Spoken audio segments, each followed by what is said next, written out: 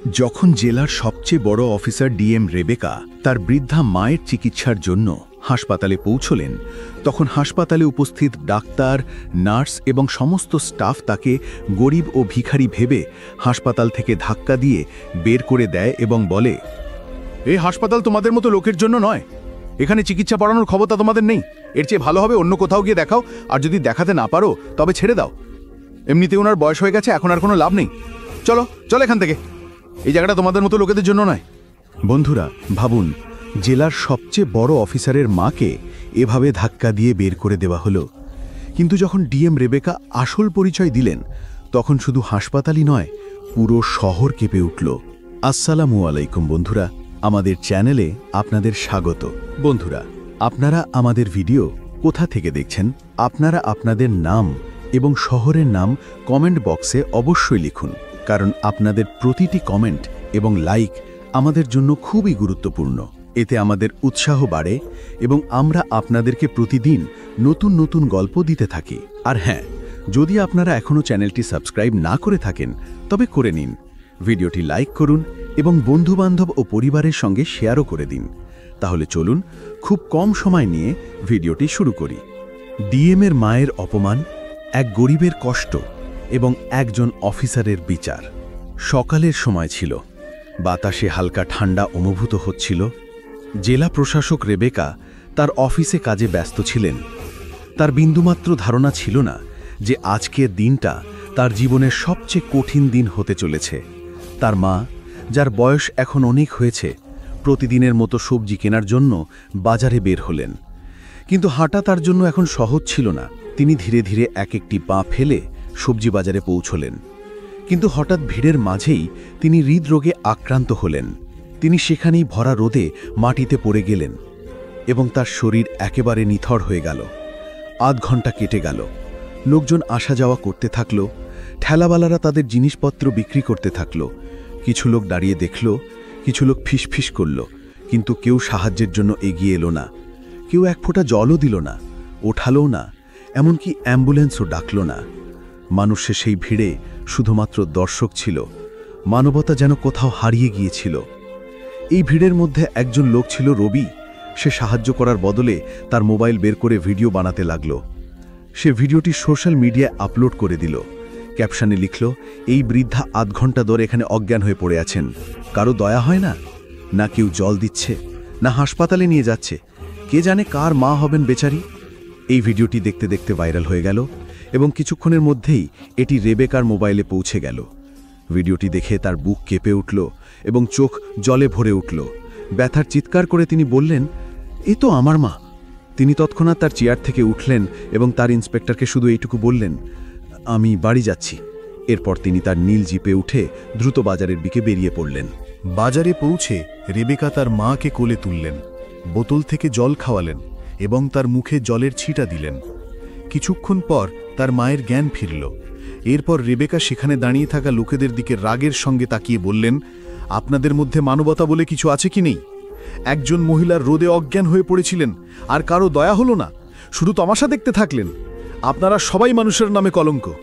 তার ধমক শুনে ভিড়ে নিস্তব্ধতা নেমে এলো এবং সবার মুখ লজ্জায় ঝুঁকে গেল। রেবেকা তার মাকে নিয়ে বাড়ি ফিরলেন এবং বললেন, মা, আমি আপনাকে এখনই হাসপাতালে নিয়ে যাচ্ছি। তিনি সঙ্গে সঙ্গে অ্যাম্বুলেন্সকে কল করলেন এবং দ্রুত নিজের পোশাক পাল্টালেন। তিনি তার উর্দি খুলে একটি বাদামি রঙের সালোয়ার কামিজ পরলেন এবং তার মাকে নিয়ে জেলার সবচেয়ে বড় সরকারি হাসপাতালে পৌঁছালেন। সেখানে পৌঁছে তিনি সরাসরি বড় ডাক্তার রাজেশের কাছে গেলেন। ডাক্তার সাহেব, আমার মায়ের অবস্থা খুবই খারাপ, দয়া করে দ্রুত চিকিৎসা শুরু করুন। তিনি বললেন, কিন্তু ডাক্তার রাজেশ কিছু না দেখে না শুনেই রূঢ়ভাবে বললেন, এখানে চিকিৎসা হবে না, আপনি একে অন্য কোনো হাসপাতালে নিয়ে যান, ভালোভাবে অন্য কোথাও চেষ্টা করুন। রেবেকার গলা ব্যথা ও রাগে কাঁপছিল। তিনি বললেন, ডাক্তার সাহেব, আমি জানি যে এটি জেলার সবচেয়ে বড় হাসপাতাল এবং তাই আমি এখানে এসেছি। আমার মায়ের অবস্থা খুবই গুরুতর। যদি এখানে চিকিৎসা না হয় তবে তার জীবনের ঝুঁকি রয়েছে।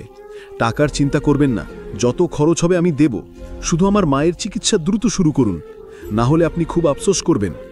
ডাক্তার হেসে কটাক্ষ করলেন, আচ্ছা, যদি আমি চিকিৎসা না করি তাহলে আমাকে আফসোস করতে হবে। আমি কি তোমার কোনো আত্মীয় যে আফসোস করব? তুমি আমার কি করতে পারবে? বাজে কথা বলো না এবং একে নিয়ে বাড়ি যাও। তাছাড়াও ওনার বয়স হয়ে গেছে, এখন কিছু হয়ে গেল তোমার কি এসে যায়? তুমি যুবতী, নিজের দিকে মনোযোগ দাও। এটা শুনে রেবেকার হাত কাঁপতে লাগল। তিনি কিছুক্ষণের জন্য নীরব হয়ে দাঁড়িয়ে রইলেন, তার চোখে জল এবং মুখে রাগ দুটোই একসাথে ছিল। এরপর তিনি ধীরে ধীরে তার পার্স খুললেন এবং সেখান থেকে তার সরকারি পরিচয়পত্র বের করলেন। তিনি কার্ডটি সরাসরি ডাক্তারের সামনে রেখে বললেন, প্রথমে এটি দেখুন, তারপর বলুন আপনার কাছে সময় নেই। কার্ডটি দেখেই ডাক্তার রাজেশের ঘাম ঝরতে লাগল। তার মুখ ফ্যাকাশে হয়ে গেল। কাপা গলায় তিনি বললেন, সরি ম্যাডাম, আমার একটা বিরাট ভুল হয়ে গেছে। আমি জানতাম না যে আপনি আমাদের জেলার ডিএম রেবেকা শর্মা। আমি এক্ষুনি চিকিৎসা শুরু করাচ্ছি। আপনি চিন্তা করবেন না, আমি পুরো চেষ্টা করব যাতে আপনার মা সুস্থ হয়ে যান। ডাক্তার সঙ্গে সঙ্গে স্টাফদের দৌড়াতে লাগল। রেবেকার মাকে স্ট্রেচারে করে নিয়ে যাওয়া হলো। নার্সরা দৌড়ে দৌড়ে ওষুধ আনতে লাগল। রেবেকা সেখানেই দাঁড়িয়েছিলেন। বাইরে থেকে শান্ত দেখাচ্ছিল, কিন্তু ভেতরে তার রাগ উথলে উঠছিল। তিনি মনে মনে ভাবছিলেন যে এই লোকেরা সরকারি হাসপাতালে গরিবদের সাথে এমন আচরণ করে। সরকার এদেরকে বেতন দেয় যাতে এরা অসহায় মানুষের চিকিৎসা করতে পারে, কিন্তু এরা তো ধনীদের তোষামত করতে ব্যস্ত আর গরিবদের ধাক্কা দিয়ে বের করে দেয়। এমন লোকেরা ডাক্তার হওয়ার যোগ্য নয়। তার মুঠো শক্ত হয়ে গিয়েছিল। তিনি সিদ্ধান্ত নিয়েছিলেন যে এখন এমন চলবে না। কিছুক্ষণ পর একজন নার্স এসে বললেন, ম্যাডাম, আপনি চিন্তা করবেন না, আপনার মা এখন ভালো আছেন, কিন্তু অন্তত 1 সপ্তাহ আপনাকে তার সাথে এখানেই থাকতে হবে। চিকিৎসার কিছু সময় পর রেবেকা তার মায়ের কাছে গেলেন। তার অবস্থা আগের থেকে অনেক ভালো ছিল। মাকে সুস্থ দেখে রেবেকার চোখ থেকে জল বেরিয়ে এলো। তিনি তার মাকে জড়িয়ে ধরলেন এবং মা মেয়ে দুজনেই হাউমাউ করে কেঁদে ফেললেন। মা মনে মনে ভাবছিলেন যে আমি আমার মেয়েকে পড়ানোর জন্য কত কষ্ট সহ্য করেছি, আর রেবেকা ভাবছিলেন আজ যদি আমার মা না থাকতেন তবে আমি এখানে কখনো পৌঁছাতে পারতাম না।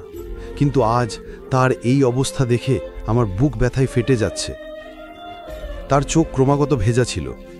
পরের 2টি দিন এবং 2টি রাত রেবেকা তার মায়ের কাছেই হাসপাতালে রইলেন। তার দেখাশোনা করার সময় তিনি ঠিক করে নিয়েছিলেন যে এই অন্যায়কে তিনি এভাবে ছেড়ে দেবেন না। 3য় দিনে থানা থেকে কল এলো। ইন্সপেক্টর বললেন, ম্যাডাম, আপনাকে এখনই মিটিংয়ে আসতে হবে, খুবই জরুরি ব্যাপার। রেবেকা গভীর শ্বাস নিলেন এবং বললেন, ঠিক আছে, আমি মিটিংয়ের জন্য আসছি, কিন্তু আমি বেশি সময় থাকতে পারবো না। আমার মায়ের শরীর এখনও ঠিক নেই, আমাকে তার কাছেই থাকতে হবে। ইন্সপেক্টর বললেন, ঠিক আছে ম্যাডাম, আপনি মিটিংয়ের পর যত দ্রুত সম্ভব হাসপাতালে ফিরে আসবেন। রেবেকা তার মাকে সান্ত্বনা দিয়ে মিটিংয়ে পৌঁছালেন। মিটিং শেষ হবার 6 ঘন্টা পর তিনি আবার হাসপাতালে ফিরে এলেন। পুরো 1 সপ্তাহ হাসপাতালে কাটানোর পর অবশেষে রেবেকা তার মাকে নিয়ে বাড়ি ফিরলেন। মায়ের অবস্থা এখন স্থিতিশীল ছিল, কিন্তু রেবেকার মনে আগুন জ্বলছিল। তিনি ভাবছিলেন, যদি আমি ডিএম না হতাম, যদি আমার কাছে এই পদ না থাকতো, তাহলে আজ আমার মা হয়তো জীবিত থাকতেন না। গরিবদের সাথে প্রতিদিন এভাবেই হয়, এটা অন্যায় এবং আমি এটা এভাবে ছেড়ে দেব না। তার চোখে রাগ স্পষ্ট দেখা যাচ্ছিল। কিছুদিন পর তিনি তার সিদ্ধান্ত নিলেন। তিনি থানায় গেলেন, ইন্সপেক্টর এবং পুলিশদেরকে তার সাথে নিলেন এবং সরাসরি সেই হাসপাতালেই পৌঁছালেন। হাসপাতালে পৌঁছে তিনি সমস্ত ডাক্তার এবং স্টাফদেরকে এক জায়গায় ডাকলেন। সেখানে দাঁড়িয়ে রাগে কাঁপতে থাকা গলায় বললেন, আপনাদের কারণে না জানি কত গরিবের প্রাণ গেছে। সরকার আপনাদেরকে বেতন দেয় যাতে আপনারা গরিবদের আশ্রয় হন, তাদের প্রাণ বাঁচান, কিন্তু আপনারা এখানে শুধু ধনীদের তোষামত আর গরিবদের অপমান করার কাজ করেন। তার গলা আরও উঁচু হয়ে গেল। তিনি বললেন, 1 সপ্তাহ আগে আপনারা আমার মায়ের সাথে যা করেছেন তা শুধু আমার সাথে নয়, বরং প্রতিটি গরিবের সাথে হয়। কে আপনাদের অধিকার দিয়েছে যে আপনি কাউকে তার ক্ষমতা দেখাবেন, কাউকে গরিব বলে বাইরে বের করে দেবেন? মনে রাখবেন, আপনাদের ক্ষমতা তখন বুঝতে পারবেন যখন আমি আপনাদের সবাইকে এই পথ থেকে সরিয়ে দেব। এখন আমি আপনাদের বিরুদ্ধে কঠোর ব্যবস্থা নেব, যাতে আপনারা জানতে পারেন মানবতার সাথে খেলা করার পরিণাম কি হয়। পুরো হাসপাতাল নীরব ছিল। ডাক্তারদের মুখে ভয় স্পষ্ট দেখা যাচ্ছিল। হাসপাতালের সবচেয়ে বড় ডাক্তার এগিয়ে এলেন। তিনি হাত জোড় করলেন এবং মাথা ঝুঁকিয়ে বললেন, ম্যাডাম, আমাদের ক্ষমা করে দিন, আমাদের একটা বিরাট ভুল হয়ে গেছে। ভবিষ্যতে আমরা এমন কাজ আর কখনো করব না।